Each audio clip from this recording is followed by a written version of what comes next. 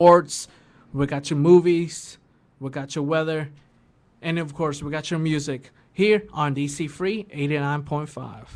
Yo, yo, yo, what's going on with it? It's your boy Miggetty Maine, and I still got Mr. Bronche TaySon in the building, and we are talking about the play damaged and what it means to the urban community in places like Stockton, California, Richmond, Oakland, San Francisco, anywhere that has an urban issue.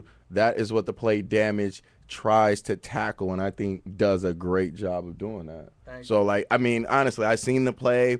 It was long. I was working it, so that's why it was long for me. I wasn't sitting down, but I worked it and I watched it, and I'm sitting here like, this is long for me. So as an actor, a creator, a producer, a writer, this play has got to take up so much of your energy, like, and it definitely does. And I think that's a misconception that people have, like, oh, when you see a play or you see a movie, that, oh, it's just they just do a couple of rehearsals. Right? No, this is like it's 2 work. months. It's work. 2 months. The traditional play, you doing 2 months of rehearsal, and that's at a week, like a week basis, like a regular job. Wow. We don't have that though. I don't have the funding to have a rehearsal space every single day of the week, or at least 5 days out of the week. So we're doing 3 days out of the week. We're going 4 hours straight, and I'm pushing the whole entire time. I don't have an acting director outside of myself. I don't have a singing director outside of myself.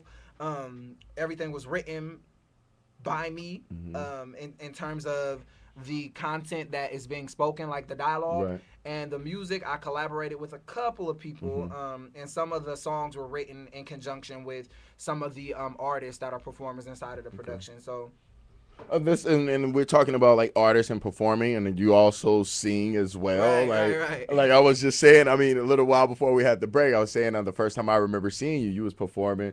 That was give me a second. It used to be called oh my God, it was 276 across the street was from 276 was Envy. Club Envy. There you go. It was Envy. You and Looney was performing the track, and then I'm sitting there and I'm like, okay, wow, and I'm hearing this voice. I'm like, oh man, like you threw on this Jamaican accent, and I'm like, hold on, man, like and that's this all. is hot. That's all a part of acting too, like learning dialects and things like that. So it was fun. That was a fun song to do with Looney. It was a summer track. And he was just like, yo, let's try something different. So I was inspired by him, by the track. And I've always been a fan of Jamaican music, like Bob Marley, and Wayne Wonder, a couple of other Jamaican artists that I just really, I love. What's her name right now? Estelle? Estelle as well. And so like, I mean, and then a good friend of mine, RP9, new album, The Whole Nine. You're on that track called Hustling. Yeah. You know, and I'm sitting there, I'm like, okay, well, so we getting a Bronche single, or we just? I'm working right what now. Doing? I'm working right now on a mixtape. Okay. And I'm calling it a mixtape, but it won't be a traditional mixtape. Like, you know, most people, they'll take like other popular songs and record over those tracks. I am doing that, but I'm calling it a mixtape because I'm giving you a mixture of genres in terms of the music. Got you. So you're gonna get some songs that are from plays that I've written. You're gonna get songs that I've written that are just about love and relationships. Oh wow. And then you're gonna get songs that are just completely inspirational and are acoustic, and so it'll be a collage of different genres and music types, and then I got some hip hop soul stuff in there as well. So it's gonna be real hot. It's just like a whole collage of everything that you're into, and everything that you like to present. Oh, man, that's pretty nice. So I mean, look, we got the play damage. We rolling with that. We got a mixtape. We ain't putting no time on it because you are so good. You could put it out tomorrow. Like, you are a good singer. That could be done tomorrow. So there's no time on that. I mean, is there anything else that you would like to tackle? Like, besides, you know, social issues? Like, you know, is there something else, another project or something you want to get into? Well, education, man. Education is everything. So in the spring, I'll be transferring to UOP. And working towards a bachelor's. Well, I'm going to go all the way for my master's in sociology. Oh, man. So that's good. That's good. I just think the only way to truly attack anything in this country is going to be education, and that paper gives you paper is your seal of approval, you know what I mean? And signed, sealed, delivered. It's funny to me because I love education and I like learning, but I feel like it's not always the end all be all to being successful. However, it just shows that you are committed to learning. There you go. There you go. It's a personal there thing you go. for myself. That's a nice way to put that, is commitment, because you have a lot of people saying, well, such and such, you can go and get a BA and do all this, and then you still won't end up financially secure. And I think that to me is a fallacy as well. Like I believe that if you have a bachelor's degree and you are not working, it's because you are not trying hard enough to find a job, or you're not willing to move, or there's you're not something willing to, else involved. There's something else that you are not willing to do, because it's proven that if you have a bachelor's degree, you're gonna make more money than a person with a GED or a diploma. If you have a diploma, you're gonna make more money than a person without one. It's just inside of this country, in order to access the American dream, you got to have that some paper, type of, or you got to be grinding and networking, and who you know, who becomes more important. But at that same time, you're working at a capacity that is different than the person that's just sitting at home. Like there are people who have succeeded in life without that paper, but trust me, they're working, they're grinding. But the percentage of that is so small. So it's very tiny. It's like Obama said, like, you're not gonna be the next Lil Wayne. Like it's so slim. It's so slim. So I mean, you know, when you on stage, like when I see you on stage, sometimes I think to myself, right?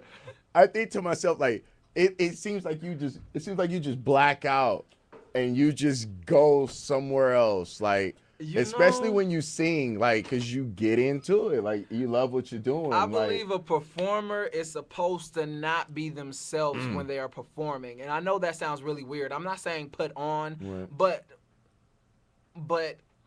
become like.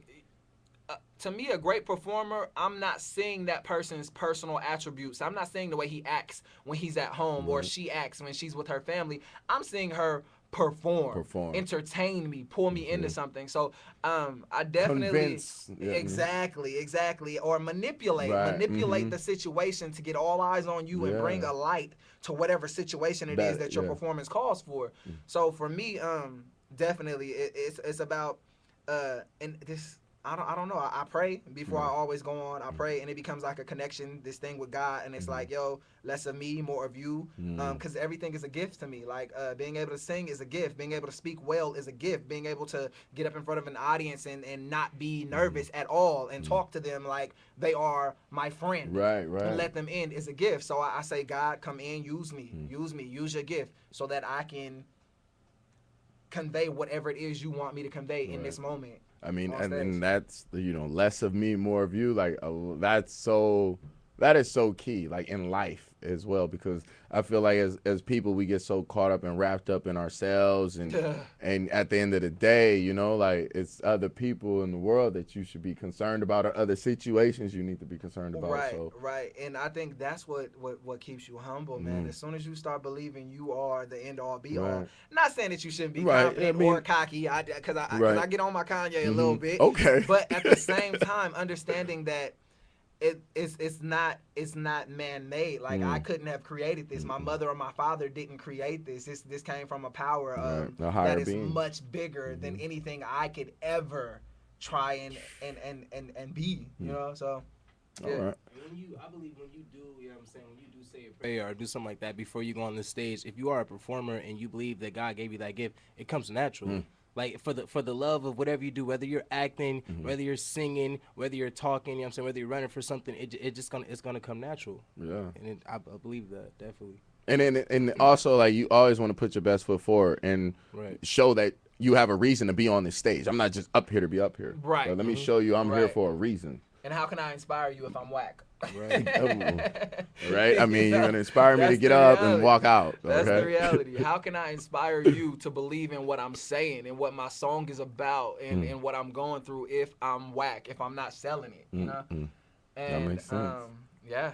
That's the real. All right. So I mean, right now, you want to like give any shout outs? You want to give any shout outs? Any closing remarks? Any updates? Just shout outs to my team, man. My team, we go hard. Damage, stand up. I love y'all. You know, definitely to all of the artists, all of the performers that are part of the cast, that have been a part of the cast, because you guys have fueled my ambition and have been the driving force behind this dream that it started out with me, but it's so much bigger than me. I always have to remember that, like, Damage is not about Bronche at all. Damage came from Bronche, well, came from God, right? Came from what I lived, and now I feel like it's so much bigger than me. And we have this thing that we say, teamwork makes the dream work. And I feel like if I can chant that all around the world and people start to understand that it's not about one individual, but it's about us collectively as humans succeeding at life, the world becomes a better place. Teamwork makes a dream work. Teamwork oh, makes the man, dream that's work. a good one, too. What's up, DC? You got anything you want to give out? Yeah, man. First off, I want to thank you for having me on your show no today. problem, man. And, no problem. I want to just give a shout out to everybody that's listening. You know what I'm saying? Go ahead and add me at my Facebook, Daquan Carter, Daquan Carter, Carter. And look out for me. I'm an artist. I'm coming up. I'm dropping a demo within the next 2 months. And yeah, be on the lookout for me. Hey, hold on. So I got him here. He all the way from LA. Why don't we sing something real quick? Okay, let's make this happen. We haven't practiced anything. We good. Let's go with let's just whatever you do, I follow. Man. Go from something from the play. God, man. Want to do the acapella thing? Yeah, for sure. Cool. Go ahead. Start with you. All right. Pray for my future. Forget my past. I live today as my last. There's only us. There's only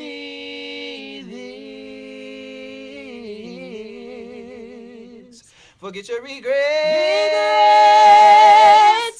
Oh, life is yours to risk. No other road. No other way.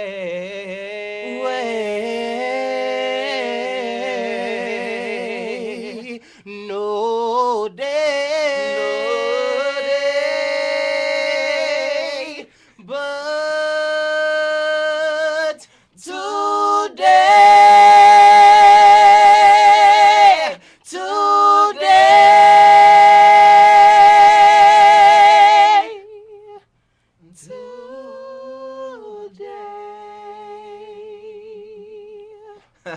Oh, man. Hey, that's what's up right there, man. They just killed it in the booth, acapella, man. This is live. I'm loving this, man.